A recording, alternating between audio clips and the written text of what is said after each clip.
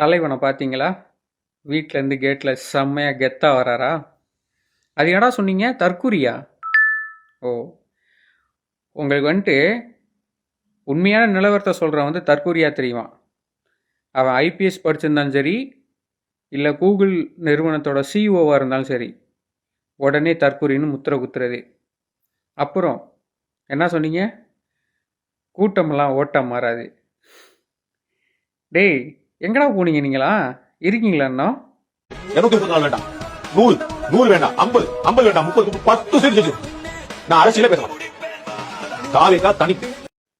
எனக்கு உண்மையிலே இந்த ரங்கராஜ் பாண்டே இருக்கார்ல, அவர் மேலே ஒரு மரியாதை இருக்குது, மதிப்பு மரியாதையும் இருக்குது. நியாயமாக பேசுவார், யாருக்கும் சார்ந்து பேச மாட்டார். அதே மாதிரி கொஞ்சம் பிஜேபிக்கு ஆதரவாக அதிகமாகவே பேசுவார். அது ஒரு குறை இருந்தாலும் தளபதி விஷயத்தில் ரொம்பவே தப்பு பண்ணிட்டாரு. இல்லை ரொம்ப கணிப்பு வந்து தப்பாக போயிடுச்சான்றது சத்தியமாக தெரியல. ஆனால் இந்தளவுக்கு கான்ஃபிடெண்ட்டாக வந்து சொல்லியிருந்துருக்கக்கூடாதுன்னு நினைக்கிறேன்.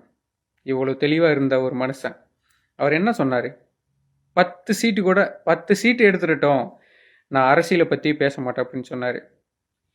மிஸ்டர் பாண்டே அவர்களே, இப்போ என்ன பண்ண போகிறீங்க? தலைவன் 100க்கு மேலே சீட்டு போய்கிட்டே இருக்காரு. இதுக்கு என்ன பதில்? நீங்கள் இதுக்கப்புறம் நீங்களாம் வந்து அரசியல் பேசணும் உண்மையாக, ஆனால் நேர்மையாக எல்லாத்தையும் கரெக்டாக பேசணும். ஒரு பக்கம் சார்ந்து எதையுமே பேசக்கூடாது. இதுக்கப்புறம் பேச மாட்டீங்கன்னு நினைக்கிறோம். நீங்கள் ஏதோ அறியாமல் தெரியாமல் உங்களோட கணிப்பு வந்துட்டு தவறுதலாக பண்ணதுனால நீங்கள் அந்த ஒரு வார்த்தையை விட்டீங்க. இருந்தாலும் இதுக்கப்புறம் வந்து நல்லபடியாக உங்களோட கருத்து கணிப்புகளை நீங்கள் சொன்னீங்கன்னா சரியாக இருக்கும். எதிர்மறையான கருத்துக்களாக இருந்தாலும் நமக்கு ஆதரவாக இருக்கிறவங்களுக்கு எதிர்மறையாக இருந்தாலும் அந்த கருத்தை வந்து ஸ்ட்ராங்காக பதிவு பண்ணுறதுக்கு முயற்சி செய்யுங்க.